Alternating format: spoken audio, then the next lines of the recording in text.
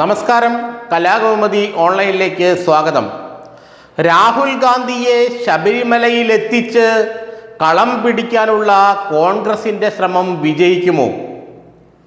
അയ്യപ്പ സംഗമവും NSSൻ്റെ ഇടത് അനുകൂല നിലപാടും കോൺഗ്രസിൻ്റെയും UDFൻ്റെയും പ്രതീക്ഷകളിൽ കരിനിഴൽ വീഴ്ത്തിയിരിക്കുന്ന രാഷ്ട്രീയ സാഹചര്യത്തിലാണ് രാഹുൽ ഗാന്ധിയെ തന്നെ കളത്തിലിറക്കി അതിനൊരു പരിഹാരം കാണാൻ കോൺഗ്രസ് നേതൃത്വം ശ്രമിക്കുന്നത്.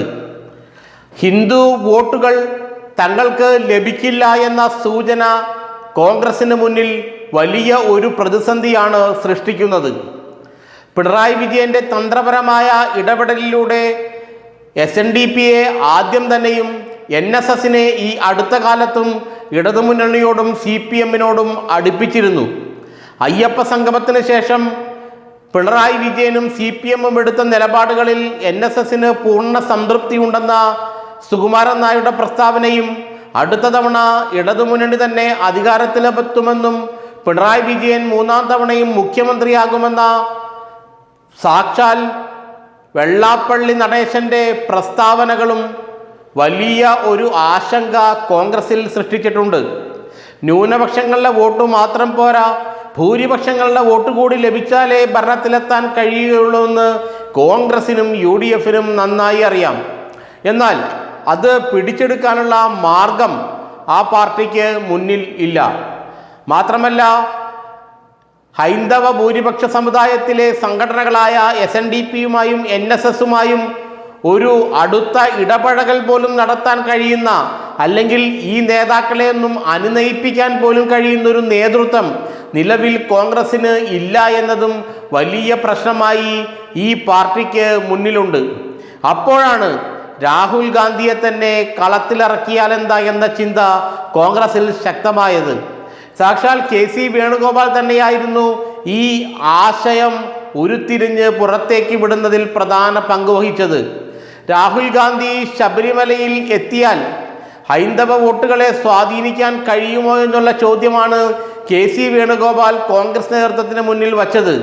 അങ്ങനെ സംഭവിച്ചാൽ അത് കോൺഗ്രസിന് വലിയൊരു മുതൽക്കൂട്ടാകുമെന്നും മുൻകാലങ്ങളിൽ ഇന്ദിരാഗാന്ധിയും രാജീവ് ഗാന്ധിയുമെല്ലാം ശബരിമലയിലും ഗുരുവായൂരും എത്തിയത് കോൺഗ്രസിന് ഹൈന്ദവ വോട്ടുകൾ ലഭിക്കാൻ വളരെയേറെ സഹായകമായിട്ടുണ്ടായിരുന്നുവെന്നും ആ തരത്തിൽ രാഹുൽ ഗാന്ധി ഒരു നീക്കം നടത്തിയാൽ പിണറായിയുടെ ഈ മുന്നേറ്റത്തെ നമുക്ക് തടഞ്ഞു നിർത്താൻ കഴിയുമെന്നുമാണ് കോൺഗ്രസ് നേതൃത്വം KC വേണുഗോപാലിനോട് പറഞ്ഞത്. അങ്ങനെയാണ് രാഹുൽ ഗാന്ധി ശബരിമലയിൽ എത്താൻ പോകുന്ന തരത്തിലുള്ള കാര്യങ്ങൾ കോൺഗ്രസ് ആസൂത്രണം ചെയ്യുന്നതും. വരുന്ന ഡിസംബർ മാസത്തിൽ, എന്നുവച്ചാൽ തദ്ദേശ സ്വയംഭരണ തെരഞ്ഞെടുപ്പ് അടുത്തിരിക്കുന്ന സാഹചര്യത്തിൽ നവംബർ അവസാന വാരമോ ഡിസംബർ മധ്യത്തിലോ തദ്ദേശ സ്വയംഭരണ സ്ഥാപനങ്ങളിലേക്കുള്ള തിരഞ്ഞെടുപ്പ് നടക്കുമെന്നുള്ള കാര്യം ഏറെക്കുറെ തീർച്ചയാണ്. ആ സമയത്ത് തന്നെയാണ് ശബരിമല തീർത്ഥാടനവും. അപ്പോൾ രാഹുൽ ഗാന്ധി കേരളത്തിലെത്തുകയും ശബരിമല സന്ദർശിക്കുകയും ചെയ്താൽ, അല്ലെങ്കിൽ ശബരിമലയിലെത്തി അയ്യപ്പനെ തൊഴുകയും ചെയ്താൽ അത് കോൺഗ്രസിന് വലിയ ഒരു ആശ്വാസമാകും. തങ്ങളിൽ നിന്നും അകന്നുപോയിക്കൊണ്ടിരിക്കുന്ന ഹൈന്ദവ വോട്ടുകളെ കുറേയെങ്കിലും പിടിച്ചു നിർത്താൻ രാഹുൽ ഗാന്ധിയുടെ ശബരിമല സന്ദർശനം കൊണ്ട് സാധിക്കുമെന്നാണ് ഇപ്പോൾ കോൺഗ്രസ് വിശ്വസിക്കുന്നത്. അദ്ദേഹം 18ാം പടി കയറി അയ്യപ്പനെ തൊഴുതാൽ അതൊരു വലിയ ഒരു രാഷ്ട്രീയ സന്ദേശമായിരിക്കും കേരളത്തിലെ ഹൈന്ദവ ഭൂരിപക്ഷത്തിന് നൽകുക എന്നും കോൺഗ്രസിന് അത് വലിയൊരു പിടിവള്ളിയാവും ഈ സമയത്തെന്നുമാണ് കോൺഗ്രസിലെ രാഷ്ട്രീയ തന്ത്രജ്ഞർ കരുതുന്നത്. അതുകൊണ്ട് തന്നെ രാഹുൽ ഗാന്ധിയെ എന്ത് വില കൊടുത്തും ശബരിമലയിൽ എത്തിക്കാനുള്ള നീക്കങ്ങൾ തകൃതിയായി ഇപ്പോൾ കോൺഗ്രസിലും UDFിലും നടക്കുകയാണ്. രാഹുൽ ഗാന്ധി ഡിസംബർ ആദ്യവാരം ശബരിമലയിലെത്താൻ സാധ്യതയുണ്ടെന്നുള്ള സൂചനകളാണ് ഇപ്പോൾ കോൺഗ്രസ് നേതാക്കൾ നൽകുന്നത്. KC വേണുഗോപാൽ ഇക്കാര്യം രാഹുൽ ഗാന്ധിയെ അറിയിച്ചുവെന്നുള്ള സൂചനയും നമുക്ക് ലഭിക്കുന്നുണ്ട്.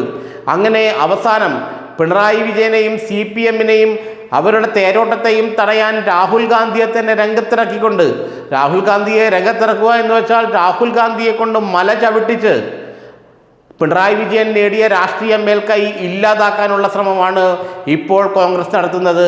രാഹുൽ ഗാന്ധി ശബരിമലയിലെത്തിയാൽ, അയ്യപ്പനെ തൊഴുതാൽ അത് കോൺഗ്രസിനെ സംബന്ധിച്ചിടത്തോളം ജീവവായുവായി മാറും, ഒരു പിടിവള്ളിയായി മാറും.